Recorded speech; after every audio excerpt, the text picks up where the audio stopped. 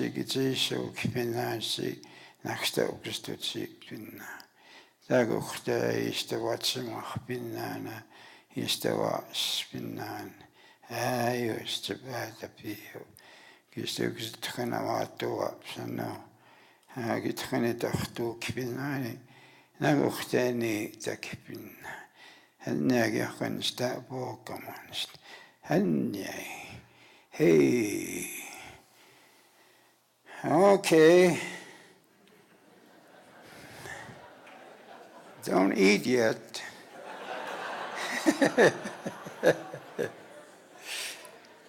Give yourselves 5 minutes before you chew. You'll be all right. Thank you.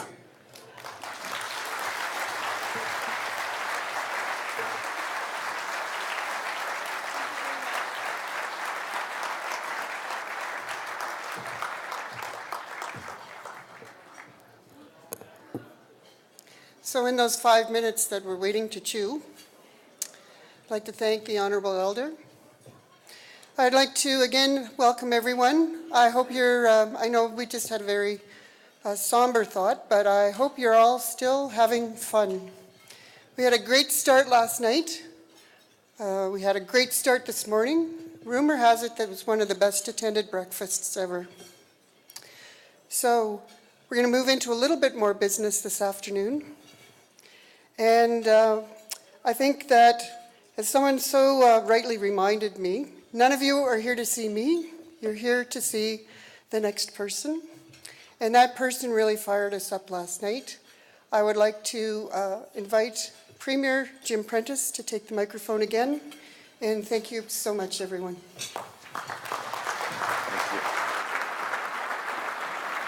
Thank you. Thank you very much. Thank you.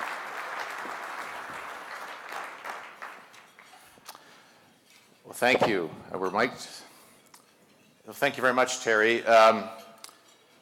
Thank you, fellow progressive conservatives. Elder Tom Cranebear, thank you for those beautiful comments. I would say that, you know, I've always kept I keep a clean desk. I believe in that.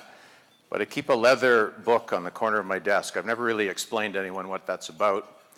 But it's a book that all of the time I've been in public service, I write down things in it that strike me as being wise and worth keeping in mind. So when I get to my office on Sunday night, Tom, I'm going to put on a blank page, too soon old, too late smart, which I think is very wise.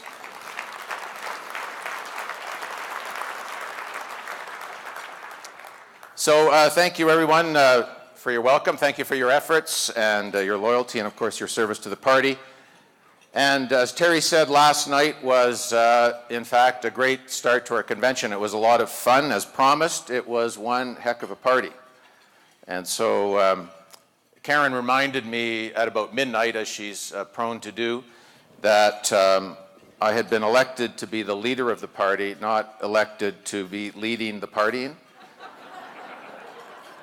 And so we headed home at that point. But, and I must say, I woke up actually as well with a sore shoulder from the hockey game. I don't know if that was from falling down, from fighting with George Vanderberg, or from shaking hands last night. But as progressive conservatives, you know, we are hopeful about Alberta's future and confident in its potential. And that's what this convention is all about. There have been a lot of kind words said today in the media about us, about what we're doing. But I just want to reground everyone. My best friend was my dad. He passed away in 2004. He never actually got to see me in politics because he actually tried to talk me out of it. But he wasn't a big fan of politics or politicians, actually.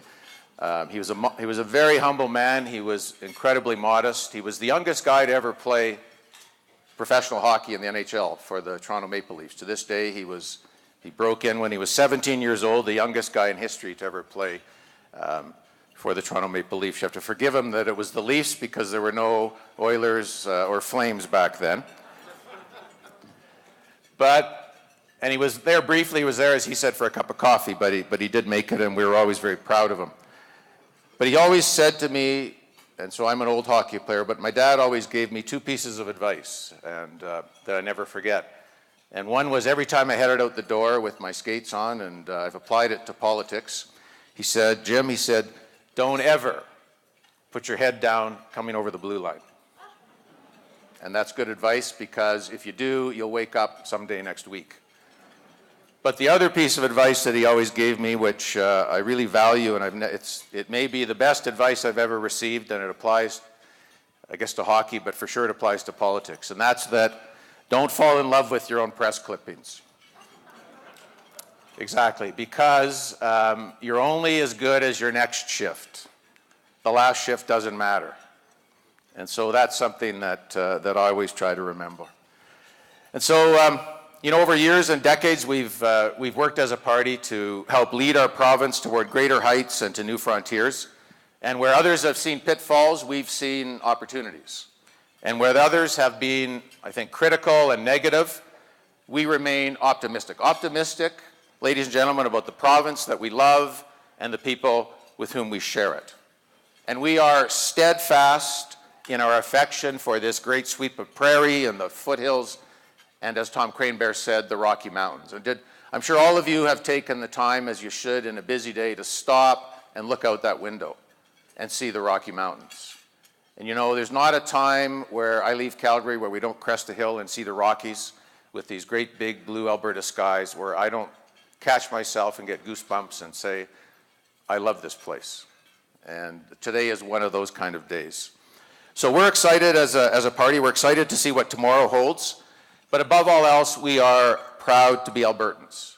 Albertans who are tough, who are resilient, who are strong, who are entrepreneurial, who are independent-minded, who are resilient, and yes, just a little bit cantankerous, all of the time. And so we're proud of that, proud of this province where we pride ourselves on being the Mavericks. Now, 2 months ago, I began my service as the 16th Premier of our province. I followed the 15th Premier of our province, and he's here with us today, and I wanted to acknowledge him and say a few words about him. Dave Hancock and I joined the Progressive Conservative Party as a couple of kids in 1975 at about the same time. To be fair, I think Dave actually was there before I got there. And nobody in this province cares more about this party. No one cares more about Alberta. No one in this province has dedicated more of their life to public service than Dave Hancock. And he's...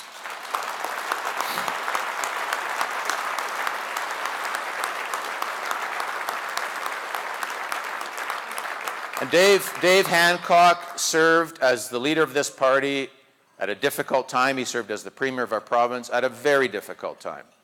And he served with distinction, with integrity. And when he left that office, people in this province stood up and applauded, and they loved him, and they respect him, and they admire him. And our party will forever be indebted to Dave Hancock's time of service as our leader. And I want everyone in this room to stand with me and say thank you to Dave for his service.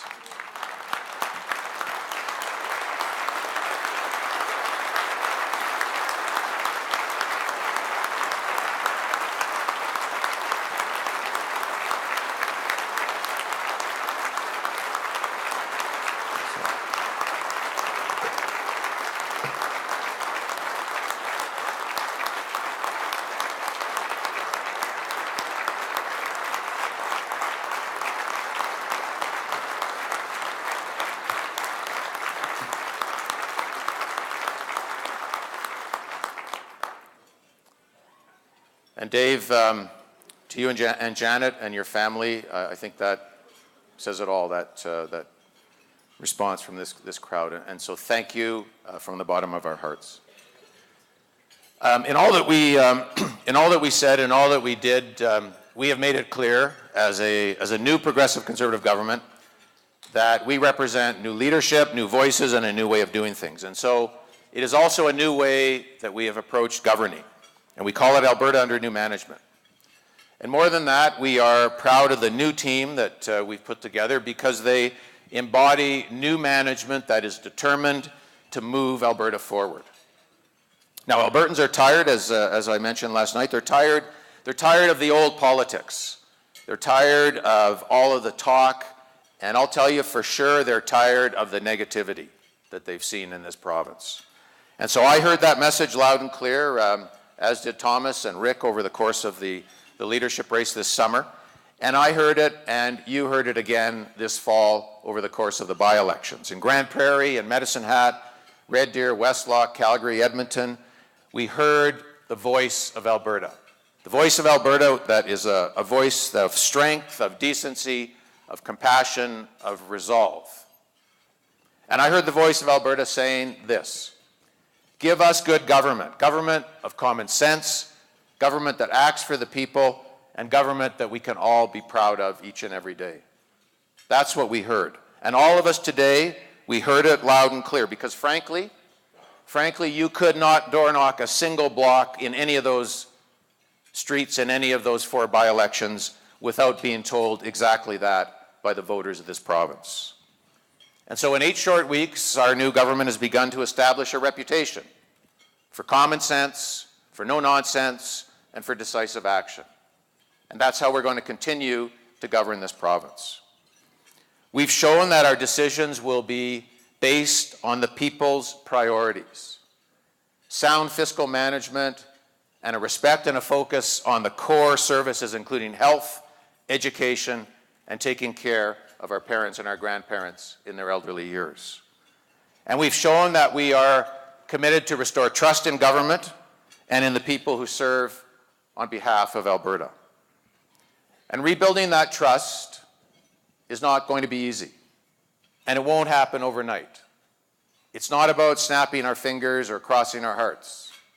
It's going to be hard work, and it has to be reinforced. It's a commitment that has to be reinforced with action and supported by political representation of the highest caliber. But slowly, ladies and gentlemen, slowly, that trust is being rebuilt.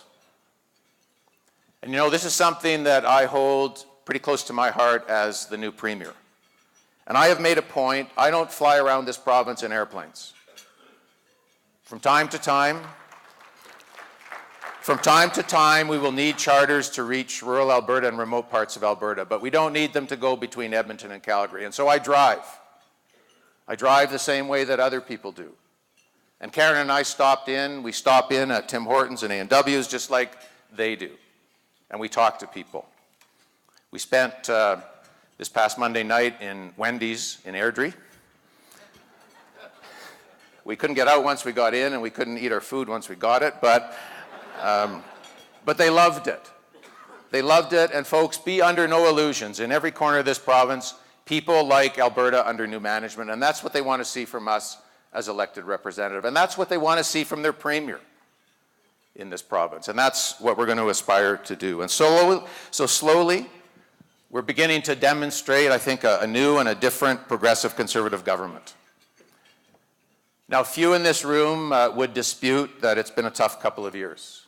It's been a tough couple of years indeed, a disappointing time. And as I said last night, progressive conservatives, we owe a debt to everyone who is in this room, who has stood by the party through those difficult times, who kept faith, who kept a candle in the window. Jim McCormick, the party executive and the board of directors, who helped hold things together while we found our way. And Jim, and to your team, thank you.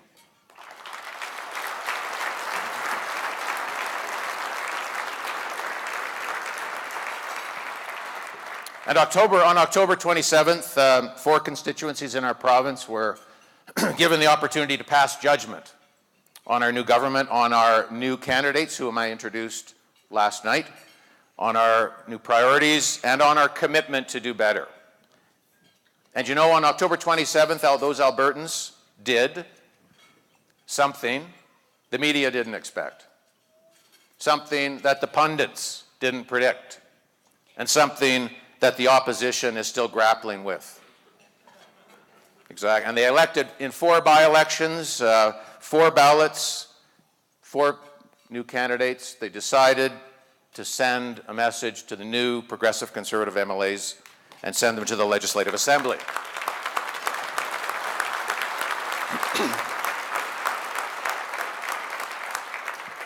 And it was a moving night, but, ladies and gentlemen, more than anything else, it was a humbling night. A deeply humbling night for me as your leader and for us as a party.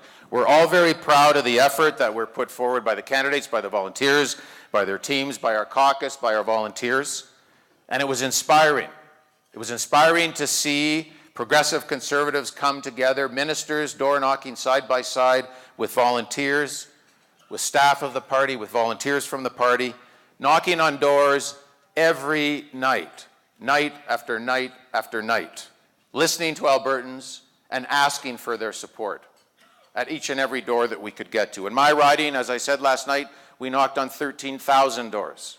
I knocked on 5,000 myself. We put up 2,000 lawn signs in that provincial constituency. And Stephen, whatever I did, I'll tell you this, whatever I did, Stephen Mandel and Gordon Dirks and Mike Ellis did twice as much.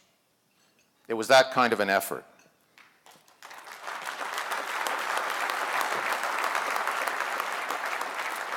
And there's someone that I want to acknowledge who has been an unsung hero in all of this, and I want to make sure everyone in this room knows that. And that is George Vandenberg, who is our whip, who is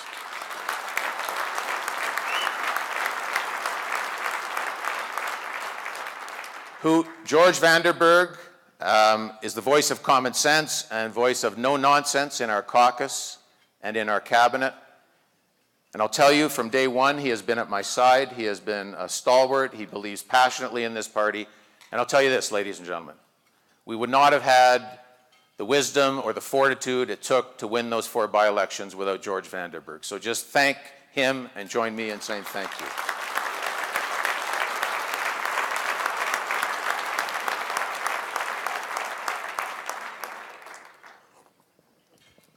But let's be clear, folks. Let's be clear about what the people of Alberta said to us on October 27th.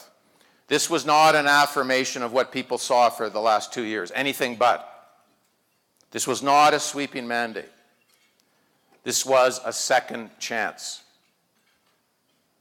This was an electorate coming together in a single united voice, because anytime you went to any of those by-elections, people were speaking with a singularity of voice about this. And they said, show us what you've got. Show us, prove to us that you're going to be something new, you're going to be something different, and show us that you're going to listen. This was a group of voters saying, you know, we're not completely sold yet, but we're going to give you another chance. Another chance, now get to work. And so what we were given on October 27th was as simple as this. It was an opportunity. It was an opportunity to demonstrate that this is truly a new government with new priorities and a new way of getting things done. Sort of like the opportunity that we all have every day as Albertans, as the most fortunate people on the planet.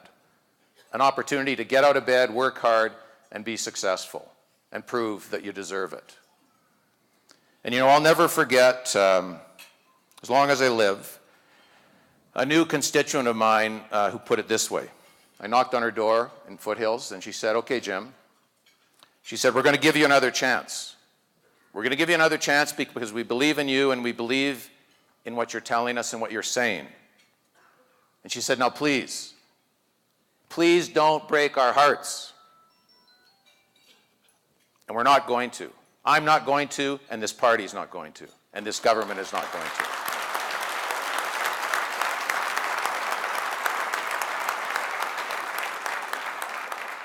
So we will redouble our efforts to act with purpose and serve with distinction. We're going to keep working in the best interest of Albertans towards a better future for all of us. And it has been a lot of work. I'm not afraid of a hard day's work. I think people know that. But I don't think I've ever seen a team of men and women work harder than our caucus has. And I acknowledged them last night, and I want to do so again today. I have never seen a group of men and women come together as a team, united, have each other's backs, and work harder. And ladies and gentlemen, as Progressive Conservatives, we have neither the luxury nor the liberty of time to take a breather. It's not like that. Those are not the circumstances that we're in. The next election is little more than a year away, 2016. In 2015, we are going to need to move forward. We're going to need to select candidates in each of our province's constituencies. In all 87 constituencies, we are going to need to have candidates in place. And so we need potential nominees and their associations. We need to get organized. We need to get ready. We need to get working sooner rather than later. And in particular, we want to begin the nomination process. We want to have the nomination process finished province-wide by the end of 2015, but in particular, in the so-called misrepresented ridings, we want our candidates nominated and in place by the 1st of June.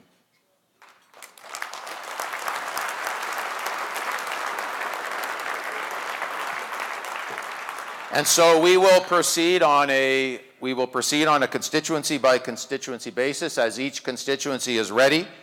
Once we have good candidates ready to go, we will start. And these will be open and fair and democratic nominations, as they has always been in this party, because this party belongs to the people and it belongs to Albertans, ladies and gentlemen.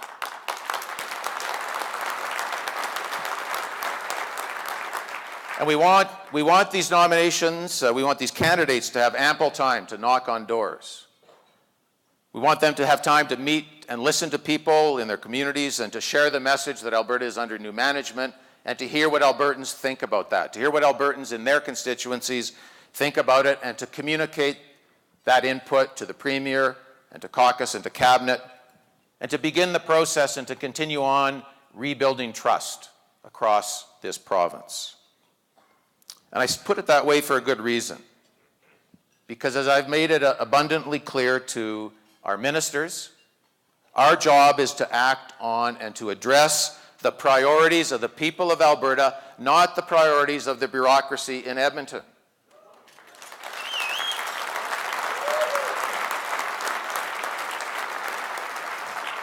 And anybody who's having trouble understanding that had better spend more time in Wendy's and in church basins and at hockey rinks hearing what people are saying. Because that's where you find the real Alberta. That's where you're going to find the men and women in this province who make this such a unique and unmistakably different and an unbeatable place. And they want a government that acts on their priorities, not somebody else's priorities. And nobody should forget that lesson.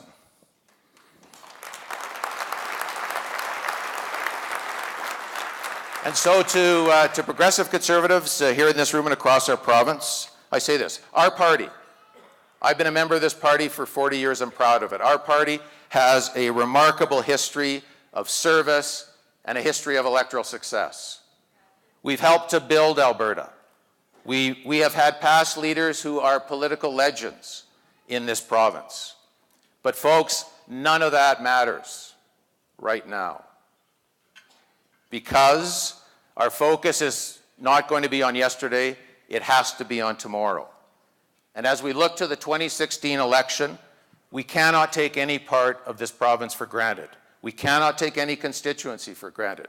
We cannot take any vote for granted. And it's not our history that is going to make us successful. It's our record as a government over the course of the next year, and it's the vision that we offer for the future that's going to determine the next election, ladies and gentlemen.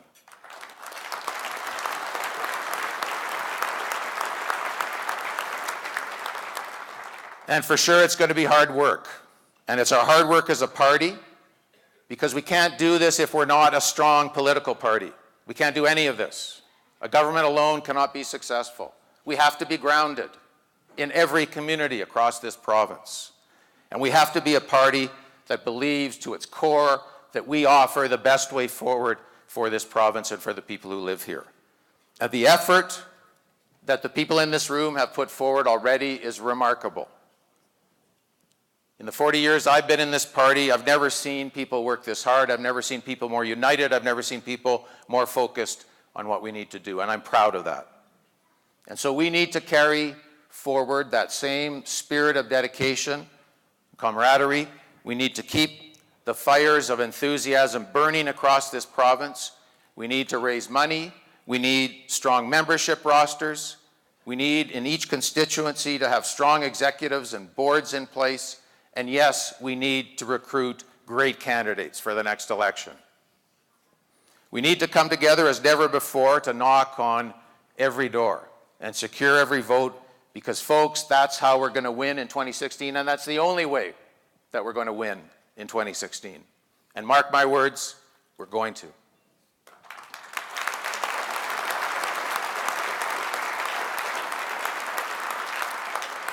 And so in the days to come, every member of our caucus will work with our constituency organizations, with their constituency organizations and with some of the misrepresented ridings, to ensure that the commitment, the enthusiasm that we showed in our by-election campaign is carried into every corner of this province. And in turn, each of the people who serve in our caucus will serve as strong elected representatives who are going to bring the needs and concerns of Albertans forward to the Legislative Assembly, speaking passionately on their behalf.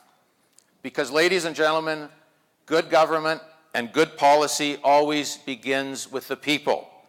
It has no other source. It can have no other source than the people of this province. And as a party, we have to dedicate ourselves to listening. Listening to the people we aspire to serve and then acting on their behalves. And as a government, we must and we will continue to put the voice of the people at the very center of the decisions making that we're making in terms of the policies we advocate and the priorities that we pursue. And you know what they call it? They call it common sense. Because that's what it is.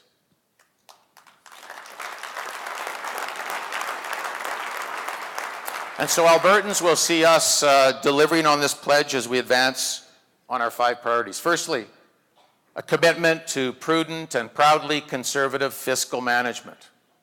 Under the able hands of our Minister of Finance, Robin Campbell, we will make good on our promise to balance the budget of this province in 2014. Hear, hear. And we will adhere to the principles of sound, common sense financial planning as we strive to address a fast-growing province, ladies and gentlemen, in a time when oil prices have fallen to $75 per barrel. And this new reality represents a challenge. And I don't want anyone to leave this room, to leave this convention without hearing this. At $75 oil, this is not business as usual in Alberta. We are tough, we are resilient, and we're up for the challenge, but no one should mistake that there are not consequences in this low-price environment. And we will have to deal with those. Every dollar that the price of oil drops represents a loss of $200 million to the Treasury of Alberta. You can do the math. And so this is not business as usual. You will hear more about this in the days ahead. We need to steel ourselves. We will face this new challenge together as our government protects the services that matter most to Albertans, while at the same time managing the finances of this province in a way that the people expect, which is both responsible and transparent. Our second priority is putting an end to entitlements, repairing the bonds of trust that exist between the elected people of this province and those who represent them. And so next week, our new Progressive Conservative government will introduce changes to Alberta's accountability framework to implement changes that the public has requested that will govern the behavior and actions of public officials. And as your leader and as the Premier, I will be guided by something. I will be guided always by the belief that if you're in public service, it's called public service for a reason. And every day that you have the good fortune to put your boots on and get out of bed and go as an elected representative to the Legislative Assembly, you are a servant of the people of Alberta.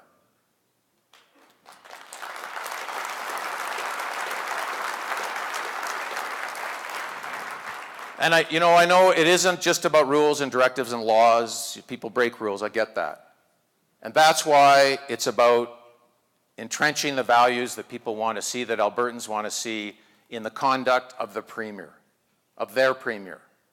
And that's why people want to see a Premier that displays frugality and common sense and humility and decency and respect for the fact that the money we spend is other people's money.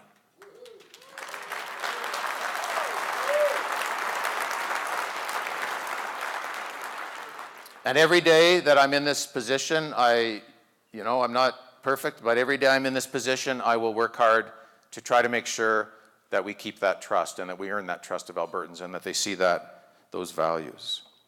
Our third priority is better developing our resources and better marketing our energy, our forestry, and our agricultural products to a world that hungers for them, because you can't go anywhere in the Asia-Pacific basin. You can't go to Japan or Korea or Malaysia or China or Thailand without knowing that Alberta is a special place and they want everything that we produce, not just our energy. They want our forest products.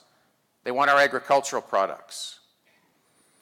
And there is no bigger obstacle to the prosperity of your children and your grandchildren than our inability to get our products into those markets in the Asia-Pacific basin, ladies and gentlemen. And so as a government, we are going to show leadership. We are going to show creativity. We're going to show resolve and cooperation, helping to make the most of our natural bounty by connecting this province to the global economy. And we will secure pipelines in due course in every direction. And I'll tell you, that's why in the first trip outside of this province, I went and I sat down with Premier Christy Clark. And you've seen a reset of the relationship that exists between the province of Alberta and the province of British Columbia, because I know Christy Clark, I respect her, she respects me, and folks, we can do business together.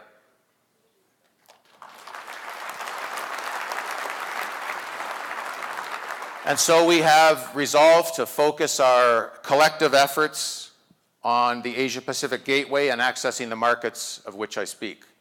Because I'll tell you this, Alberta and British Columbia together represent a 500 billion GDP economy, and working together into the Asia-Pacific basin, which is the fastest growing economy in the world, we have an influence, we have a power that is vastly disproportionate to our population. And so we will realize that. And last week you also saw that Premier Wall has now been engaged on the same path. And so the three premiers, that we call it the New West Partnership, and it's exactly that. It is a Western partnership, it is new, and the three of us are committed to make it work.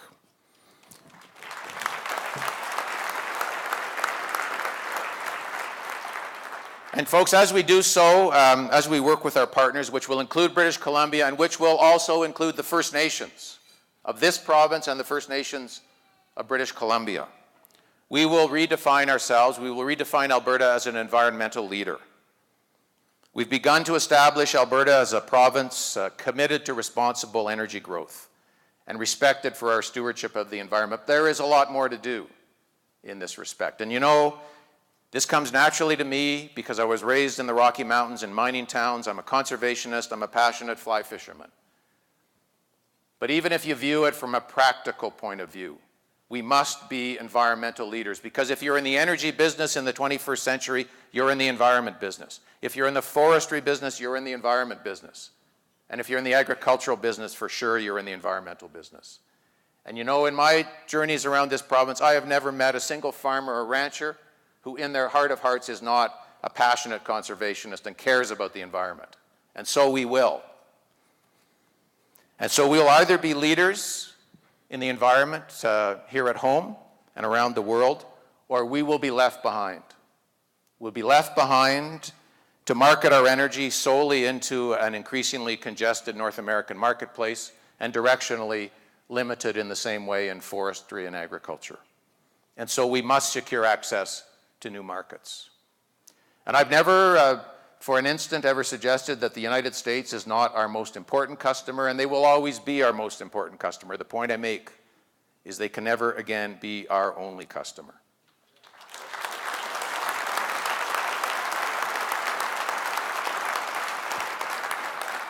And our fifth priority, ladies and gentlemen, involves bringing common sense to the core public services that people look to the government to deliver: their healthcare system, their education system, and taking care of their parents. And so it's about getting results. And we have put together a team that can achieve those results. And that is why, when I speak of healthcare, we have Minister Mandel responsible for healthcare. And when I talk about education, we have Minister Dirks, who has stepped up in terms of education. And when I talk about senior citizen care, we have Minister Johnson. And at the center of it all, we have Minister Bueller. This is a team of people who are going to drive results in terms of core services. And it is not easy, ladies and gentlemen. It is not easy because of the growth that we're experiencing in this province. No one in North America is experiencing the growth that we are in Alberta. No one. Our population is increasing from 2 million when I was the age of the youngest people at this convention. By 2025, we will be 5 million people in this province. Remarkable numbers. No one outside of Asia is experiencing this kind of growth. And so the pressure is intense. We have 230 school projects in this province today that are in various stages of design, construction, and commissioning. It's not easy work, let me tell you. But it has to be done because we can't have children, we can't have 5-year-old children who are Alberta citizens subjected to lotteries to determine whether or not they can get into a public school.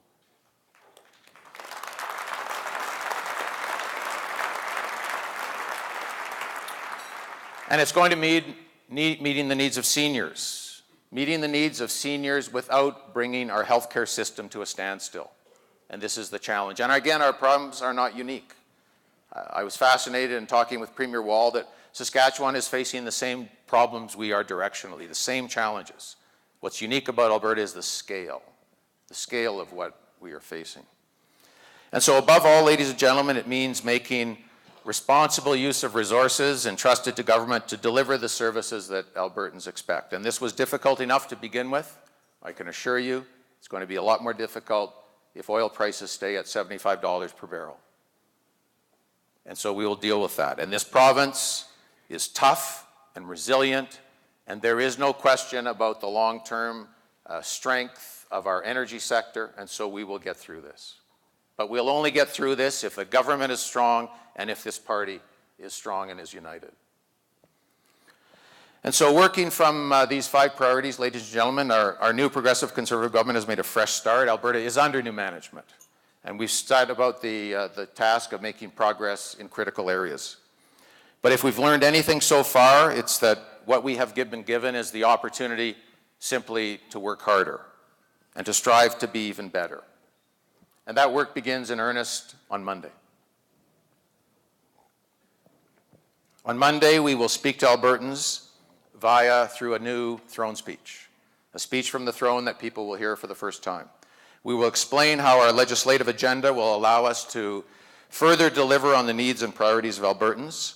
And through it all, we will serve with ethics and integrity and treat the taxpayers' money with care and respect.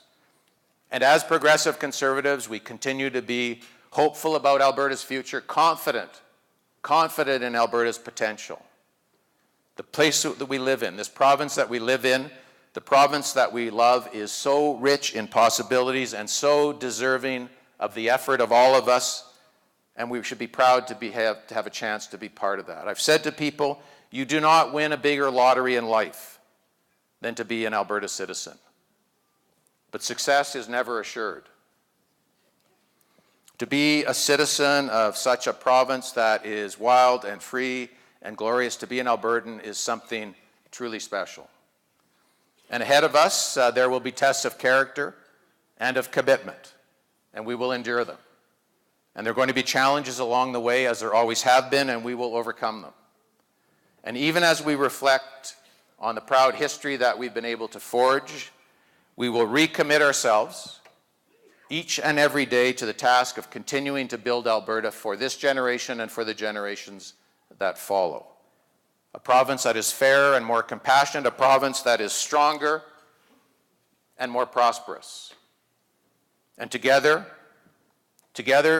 all of us, the cabinet, the caucus, and the people in this room, have been entrusted with something, We have been entrusted with the responsibility to define what comes next in the epic story that is the province of Alberta. We're under new management, so let's get to work. Thank you and God bless. Thank you. Thank you. Thank you. Thank you.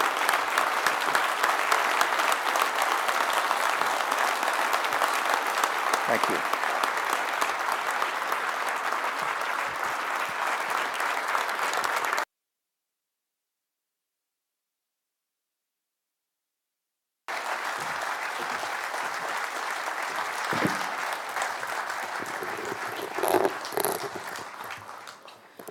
Folks, we're just going to take 5 minutes and then we're going to get ready for our next session called In the Round, which will take place right behind me here. So if you can bear with us, we'll be back in 5 minutes.